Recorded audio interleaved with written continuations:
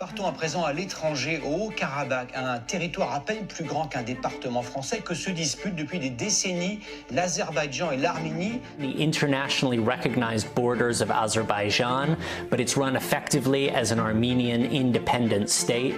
The two sides have clashed many times over this before, but this is the most serious fighting we've seen since 2016. La Turquie, soutien sans faille de l'Azerbaïdjan et ennemi historique de l'Arménie, a aussi envoyé des soldats pour parader à Bakou. Une séquence humiliante pour l'Arménie et provocante aux yeux de Vladimir Poutine, l'autre grand acteur de la région.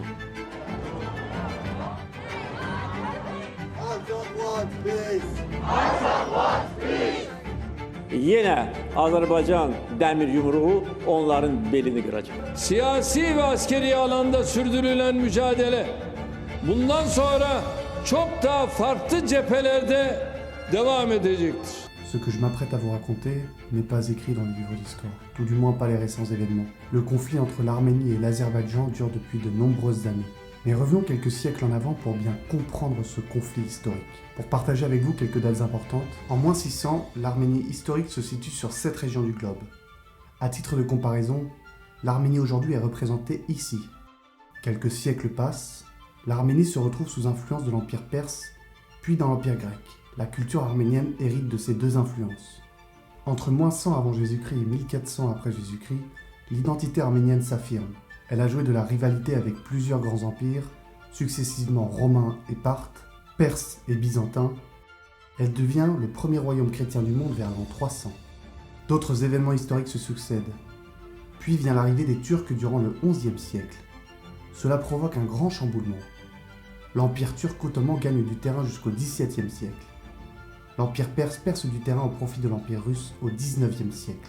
L'Arménie est coincée entre ces trois puissances. Le coup de grâce est donné en 1915.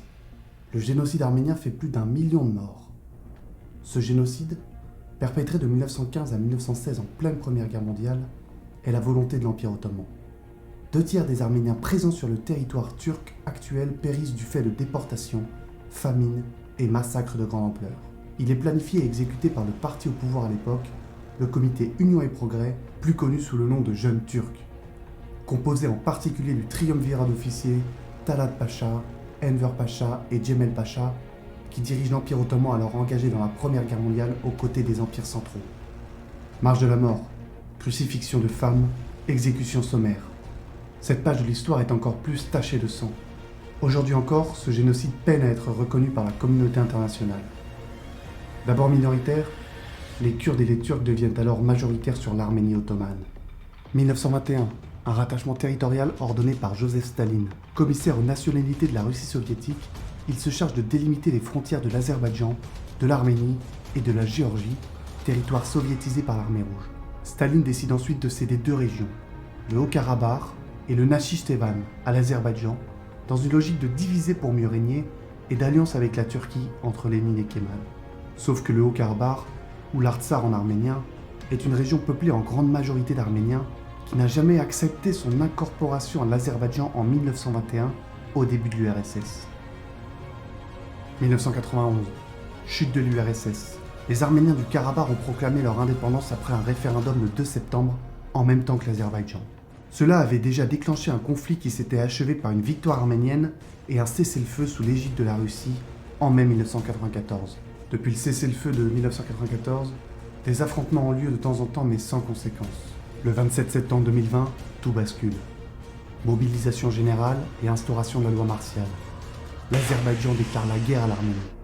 Des morts, des actes de barbarie à n'en plus finir, mais surtout plus de 100 000 Arméniens déplacés de l'Artsakh. Je me suis rendu sur place en décembre afin de filmer la situation et vous montrer que ces familles ont besoin de vous.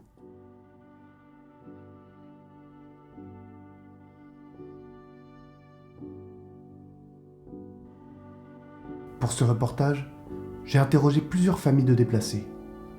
Cette femme a perdu son mari, sa fille a vu la vidéo de son père décédé sur le champ de bataille. Plusieurs autres familles de déplacés ont accepté de témoigner devant ma caméra. Des familles, mais également des anciens combattants ou leurs parents. Cet homme, c'est le père du jeune Albert, 19 ans, héros de guerre. Cette photo de lui a fait le tour du monde. Mais il souhaite que la vie de son fils ne se résume pas simplement à cette photo. Katchik, un jeune diacre, son bataillon est tombé dans une embuscade. C'est le seul survivant. Il est aujourd'hui en convalescence. À Goris, j'ai pu rencontrer le maire de Hadrut, une ville qui s'est fait envahir par l'armée azérie. Et enfin, j'ai interviewé 2 Arméniens issus de la diaspora. Ils ont vécu en France et sont retournés en Arménie pour aider leur pays d'origine. Aux origines de cette guerre, des tensions toujours plus ou moins marquées. Les jeunes Arméniens sont envoyés au front simplement pour faire leur service militaire. Quelques morts, des échauffourées, mais rien de plus. Sauf que le ton monte le 27 septembre 2020. Ces Arméniens nous racontent ce qu'ils faisaient ce jour-là. Lorsque l'on me l'a annoncé, je n'y croyais pas du tout. J'ai regardé la télé et je n'ai pas dormi. Quand j'ai lu plusieurs articles sur Internet, je me suis dit « Ah oui, mais on est vraiment dans la guerre. Sérieusement ?» Je me préparais à la messe du dimanche matin. Ce jour-là, je ne suivais pas trop les informations sur Internet. Quand un de mes amis m'a appelé, il me demande si j'ai vu ce qu'il se passait. Une guerre a commencé. J'ai eu le réflexe d'appeler un de mes amis qui habite à Mataris. Il m'a bien confirmé qu'une guerre avait commencé. Dès les premiers jours de la guerre en Artsakh, les villages sont bombardés par l'armée azérie. Hadrut, une ville située en plein milieu de l'Artsakh, est envahie quelques jours seulement après la déclaration de guerre. Pour le maire de la ville, le combat est déloyal. Pour moi, les Azéris ne pouvaient pas gagner cette guerre sans l'assistance de la Turquie et des djihadistes. En première ligne, quand ils avançaient, il y avait les mercenaires, les djihadistes, sans foi ni loi. Ensuite, les forces spéciales de la Turquie. Et en troisième ligne, les soldats azéris. Quel courage! Sipan, mon traducteur, est un franco-arménien venu aider son pays au tout début de cette guerre. Il s'est retrouvé à quelques kilomètres de la ligne de front. J'ai jamais eu très peur. On a eu peur au début, mais ça s'est tout de suite calmé. Parce qu'on a eu peur, parce qu'on voyait les drones qui se déplaçaient. Au début, tu l'entends, tu te dis, bon, il est à 40 km, mais tu l'entends quand même.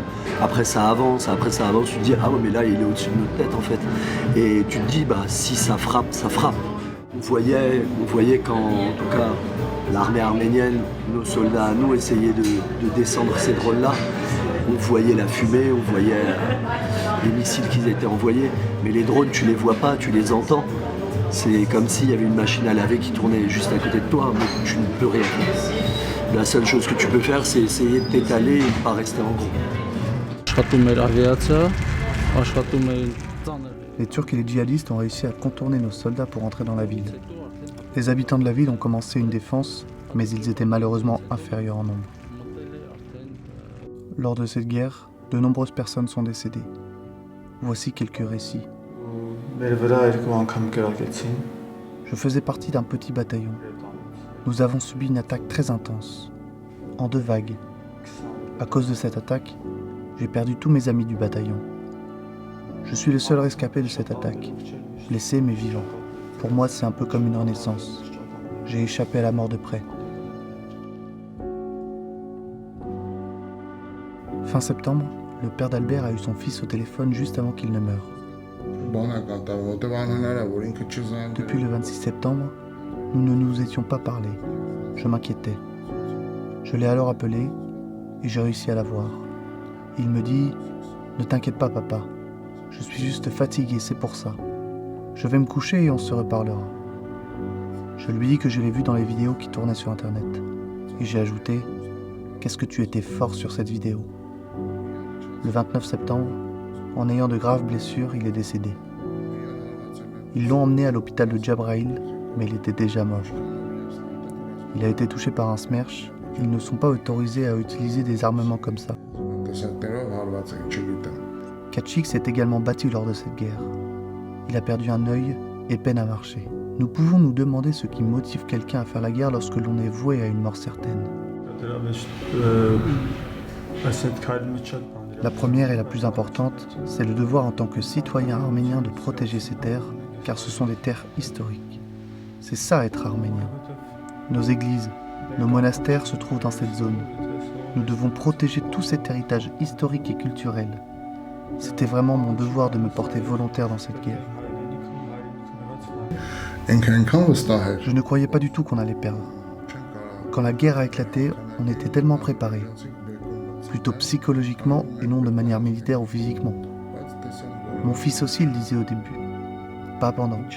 Je ne réalisais pas que cette guerre allait durer et terminer ainsi. Cette guerre de 2020 a été ponctuée de cessez-le-feu, puis un retour aux hostilités dans la foulée. Le 9 novembre, après la prise de Choucha par l'armée azerbaïdjanaise, le Premier ministre arménien Nikol Pachinian accepte de signer un accord de fin des hostilités sous l'égide de la Russie, qui entre le 10 novembre en vigueur qualifie de capitulation par le président azéri Ilham Aliyev. Selon l'accord, l'Azerbaïdjan garde les territoires reconquis, y compris Choucha, et à terme récupère la totalité des 7 districts entourant le Haut-Karabakh, où les forces arméniennes se retirent complètement. Les Arméniens gardent un droit de passage au niveau du corridor de Latchine et doivent mettre en place un corridor en Arménie entre l'Azerbaïdjan et le Nakhitchevan. L'accord prévoit également le déploiement des forces de paix russes dans la région pour 5 ans renouvelables et la création d'un centre d'observation russo-turc afin de contrôler le cessez-le-feu. Le statut de l'Artsakh reste néanmoins à déterminer. L'Arménie pleure ses morts, souvent très jeunes. Je m'en suis vraiment rendu compte lorsque je suis allé au cimetière militaire. Des jeunes de mon âge, morts pour leur patrie.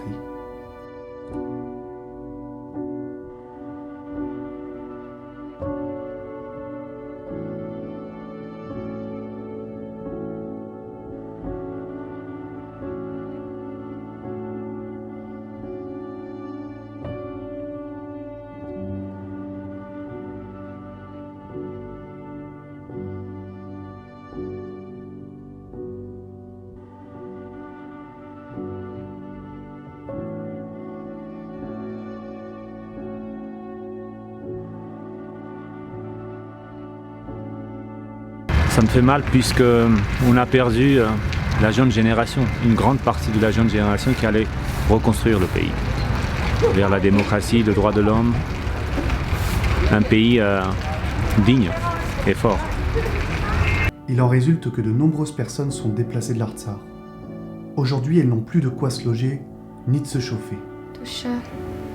Elle a dit que elle est de Gori, c'est une famille de militaires qui a été décédée. Et maintenant, on peut déjà voir la situation de la famille. Je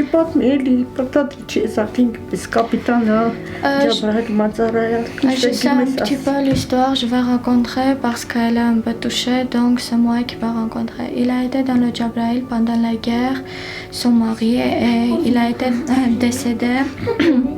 Et donc, cette famille, il y a trois enfants, moins de 18 ans. Son fils aîné est soldat, et il a 19 ans. Et,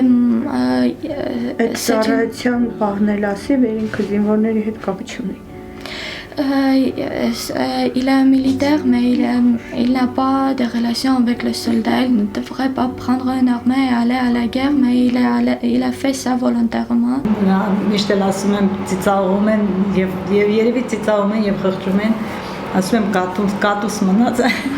Elle a laissé tous les animaux là-bas. Pour elle, c'est son chat qui est resté là-bas.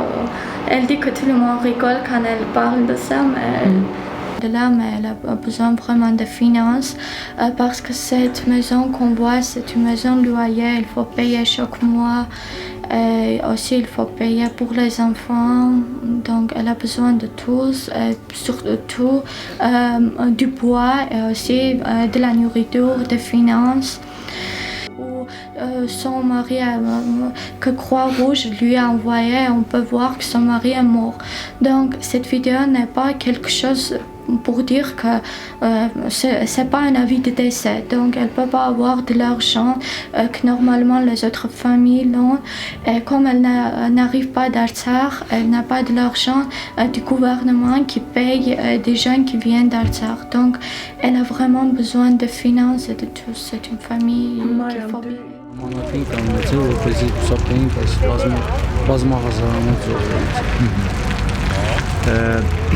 La signature du cessez-le-feu était nécessaire, il trouve que c'était juste, mais ce n'était pas au bon moment, il fallait faire avant. un peu plus avant pour ne pas perdre des milliers de soldats ou de villageois, des civils en plus. Je crois que j'ai perdu tout espoir. Perdu tout espoir parce que cette année, elle a été très très difficile, je crois, pour tout le monde. C'est-à-dire le coronavirus a pris une ampleur comme pas possible. Des gens sont morts, des gens meurent encore. On nous a menti, on le sait tous. On nous a fait croire qu'on était protégés, que c'était très bien géré. Il s'avère que non. Après, il y a eu la guerre. On est venu ici, cette guerre, elle a été très mal gérée. Il s'avère que ça s'est mal passé parce qu'on a essayé de nous mentir pour essayer de garder le courage haut. On a perdu énormément de soldats. On a perdu énormément de terres. Il s'avère qu'à la fin, peut-être que ça a été un deal entre les puissances et qu'en fait, on n'avait aucune prise sur cette guerre, qu'elle soit, que ce soit une guerre de religion, une guerre politique. Je comprends qu'il a des intérêts économico-territoriaux. Je comprends qu'on ne peut pas vraiment intervenir dans une guerre quand il a les barbares contre les civils. Mais je ne comprends pas que ces pays comme la France, qui parlent de droits de l'homme, qui parlent de la liberté, qui parlent de la civilisation, des valeurs de l'humanité, n'interviennent pas. Parce que l'homme se différencie d'un animal juste par ses valeurs humaines. Sinon, on serait des animaux sauvages.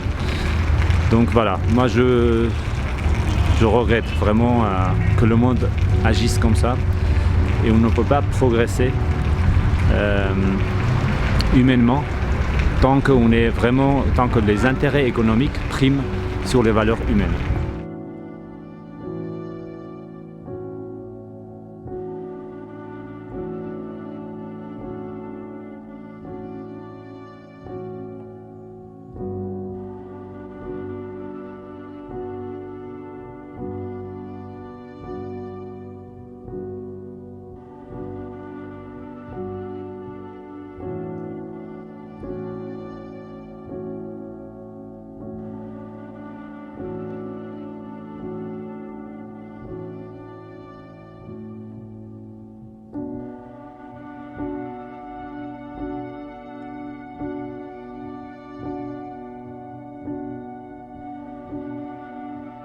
Vous pouvez les aider en faisant un don sur le site de l'association.